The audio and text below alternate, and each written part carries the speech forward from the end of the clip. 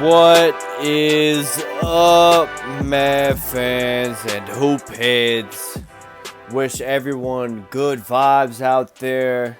I'm AG, your host. Welcome on into another episode of Mavs Rundown. Appreciate you all for listening.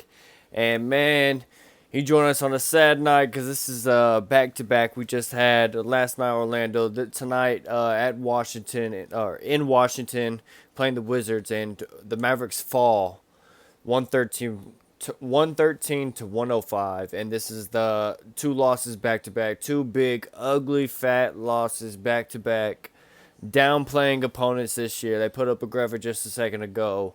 We played New Orleans without, was it Zion and Brandon, and we end up losing. Play Orlando last night without Paolo, end up losing. And I think, Cole Anthony and whatever, and end up losing, if you want to count him. And then tonight, we played the Wizards without Beal and Porzingis, and we end up losing. It's not a good trend to have when you're downplaying opponents. Now, given this is the second night of back-to-back, did look sluggish. Energy was part of the notes, and how they looked, just didn't bring it. So it could be somewhat of a schedule loss. But just disheartening to see like us just downplay to opponents and then give up what is it? Almost a 40 burger to Kuzma. He had 36 tonight, but man, season highs for Kuzma and Rui Hachimura tonight. Kuzma, as I said, 36, and Rui had 23, and those were their season highs. And Mavs they just couldn't generate enough offense. It was like the first half, things were going kind of well. We were up at half, and then second half, it was like just, air got let out of the ball, and we just didn't have it. And that's basically, story of the games. Luka finished with only 22 tonight, only 22. 9 rebounds, 6 assists, 2 steals. You can tell he was just, again, he was off last night, and he was probably off again. He was off again tonight, so hopefully a day's rest and stuff will get him back, to normal. But can't just always rely on him. Him still putting up 22, 9, and 6. Other guys should be able to step up enough, and we get a dub. But I just kind of skipped over my notes about the whole game because that was basically it. Like, first half, Mavs were killing. Came out, just hitting bombing threes, left or right, and then we kind of let them get in the groove, get back in it, and we were still up at half, and we got some good things going. Spencer was killing it. Luka wasn't really bringing. He only had like 7 points at 7, 4, and 5 at half. And Timmy was bringing it. He had 13, 4 of 8 from 3 at the half. So it's like other guys were bringing it. Then we also had Reggie and Dodo were hitting threes, or at least Dodo hit a 3. Reggie hit a couple in the first quarter. So it's like, the rest of the guys were doing their thing. Then the second half, it was like completely different squad. It was like, they just look, so tired and, basically, tired, and defensively they just weren't there on, on cue, on point and everything. And it was, that's basically it. That sums up the rest of the game. Bench, I'm going to go to a little stat I heard on the TV. The Wiz bench outscored the Mavs bench in the second half 26-4. Most of that was probably Rui, but still 26-4. Bench just not getting enough from everybody else. The one who did bring it, though, Spencer, against his old team, he did really well. It just sucks we couldn't get out a win. It was everybody else. Spencer, again, another great night after I had a great night last night, another great night tonight, and we're just wasting his good games, which I hate. And so he scored 33, had 4 rebounds, 6 assists, 1 steal. Excuse me 1 second. Okay, now back. Okay, and that's basically it. Spencer had a great game. 11 of 17 from the field, 7 of 12 from the 3-point line. He was just killing it. I mean, not much more you can ask from him. And only 1 turnover, again, in his 38 minutes. So, good stuff. Dwight Powell started tonight. 26 minutes for him. He had 14 points, 7 rebounds. Did some good stuff. Again, Dodo and Reggie, they're the ones we kind of need to look at. We need some more. They only have Dodo had 5, Reggie had 6. Again, the defense we ain't got to talk about. Of course, it wasn't there. Well, offensively, they showed up in the first half and then second half disappeared. Guys off the bench basically did the same. Kleba did the same. He was only 1 of 6, 0 of 5 from 3 tonight. Not a good night for him. Tim Hardaway started hot, 4 of 8. Finished 5 of 12 from the field, 5 of 11 from 3. Only 16 points. Just couldn't keep the heater going in the second half. The same it was in the first. McGee had 8 minutes off the bench. Didn't really do a whole lot. 3 points, 3 rebounds. We saw some Frank minutes tonight. I think it was mainly all in the first half. Didn't do any early, and they still ended up +4. But offensively, it didn't give us much. 0 for 3 from 3. Josh Green, 19 minutes, only 4 points, -15 on the floor, 2 steals. That's basically it. You know, disappearance in the second half, like whether the legs were tired or whatever, exhaust from the trip and everything last night. I'm sure that was a kind of a whirlwind situation. Missing Seawood again tonight, which we already knew this before the game. He didn't even make the road trip, but he should be ready by Saturday's game coming up. But overall, man, just a tough, bad L, ugly loss.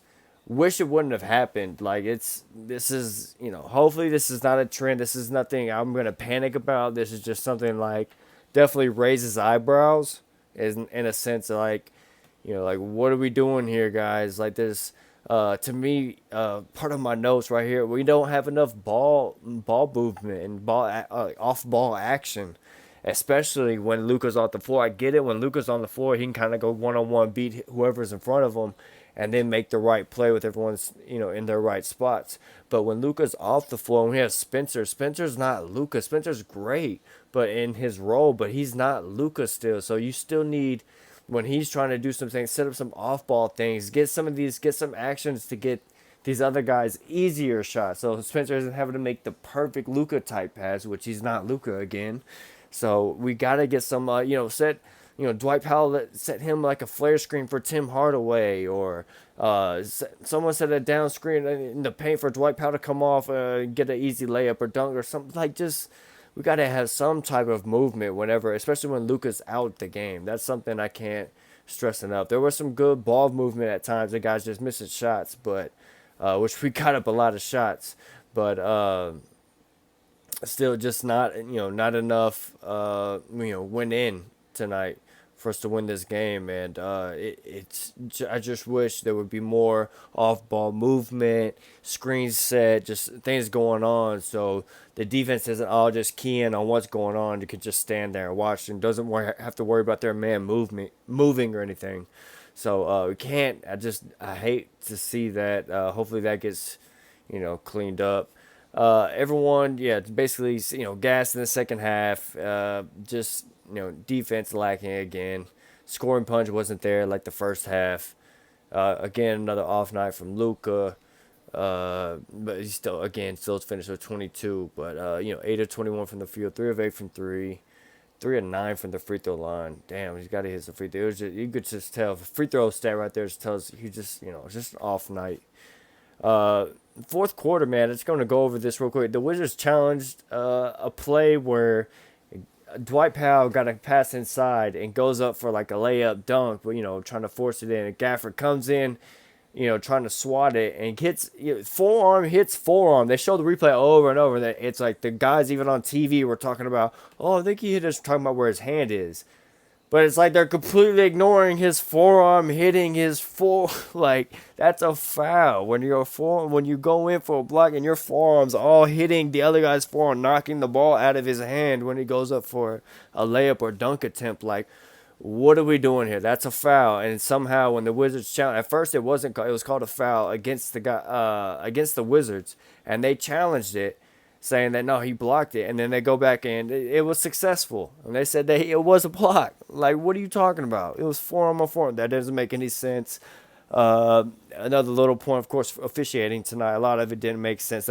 Not a lot of calls for our guys. That Spencer only 4 attempts, Doncic only 9. Didn't even get double-digit attempts. didn't look good. Of course, if you look over the game, it's only 21-20. But of course, key free throws. Keep in mind, key free throws. Whenever people are trying to bring up, oh, at the end of the game it looks even. Yeah, but it's key free throws. Give them free throws in kind of some garbage minutes when we're up or whatever. That don't mean shit, but it's all about key free throws. And yeah, that play right there kind of really irked me. But yeah, anyway, yeah, man, we let Kuz and Rui, get their season high. Kuz was out there looking like Kobe and shit, just jacking up shots and then just catching fire and hitting shots. Shit. Shout out to them, credit to them, him and Rui. They did good tonight. Man, that bench stat is crazy. Again, just no help tonight. This is gonna be another short pod because there's just a shitty play. They didn't bring it tonight. You can definitely tell it was a back-to-back legs.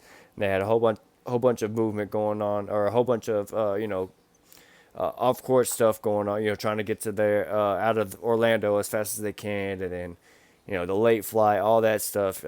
It definitely caught up to them in the second half, and just could put away a team that we should. We really should. This is again back to back really ugly bad losses that hopefully they don't come back to bite us. But again, right now, if you look in the West, the standings are really jaded. I mean, you got the Jazz in first place, so things are a little bit wavy right now. But hey, we can always refer back to last season, that start, and just remember that things will always get better, especially when we didn't have Seawood. So just kind of got to ride things out, learn from our mistakes, and hopefully this team picks it up. Because we play again. Let's go ahead and get into that. We play again on Saturday. As I said, we start a 5-game homestand. Play Portland first on Saturday at 7:30. Next game after that, LA. We play the Clippers, LA Clippers. Then the Rockets come in, and then we play Denver here twice, back to back. So nice 5-game homestand to really kind of get our groove back. And hopefully that's what it is, because Dame's back for Portland, and I think Simon's in them. So there's gonna be some tough matchups here coming up. None of these teams are anything lightly. So Mavs got to really bring it. Hopefully they get their rest, because when Saturday comes, this homestand comes, they definitely got to come out of this with a winning record, because definitely need it going forward. With how things are going to start shaping out in the West. Got to start racking up some of these wins early in the season. But yeah, man, hopefully we can steal some of these wins. And I say steal because it's like put the Clippers, who are obviously favored. You don't know who's going to be playing in that game. If Kawhi or Paul, if it's just going to be Paul George, or even if Paul George is not going to play, which if Paul and Kawhi don't play, we've seen how Mavs respond playing to teams that don't have their stars. So that's always a shaky game. They play like a young, feisty Houston team. You never know, that can happen. And of course, Denver twice. That's going to be those can be 2 huge games. See how a really big test, honestly. Like the Clipper games should be good, but I feel like those 2 Denver games are going to be a big test. Because then right after those Denver games, we travel on the road and play Boston. Ooh, and we got a nice little schedule after that. So we'll get to that when it comes. But yeah, man, the Mavericks just got to bring it, man. We got to hopefully wipe the slate clean this weekend. Put it out of our mind. Hopefully they're like watching film and torture to be like, yo, we can't do this. We just cannot. Just this type of effort moving forward, playing down to the competition. We can't do this. We got to rack up these easy wins when we can, man. And make everything good, moving forward. Especially at the end of the year, these wins are going to count. But yeah, that's it. Yo, if you want to follow on Twitter, it's at Mavs_rundown. The Mavs Rundown is free on YouTube, and you can find it on Spotify and the Anchor app. Yo, I'm AG. Thanks for listening. And remember, cool heads prevail. And I'll see y'all next time on the Mavs Rundown.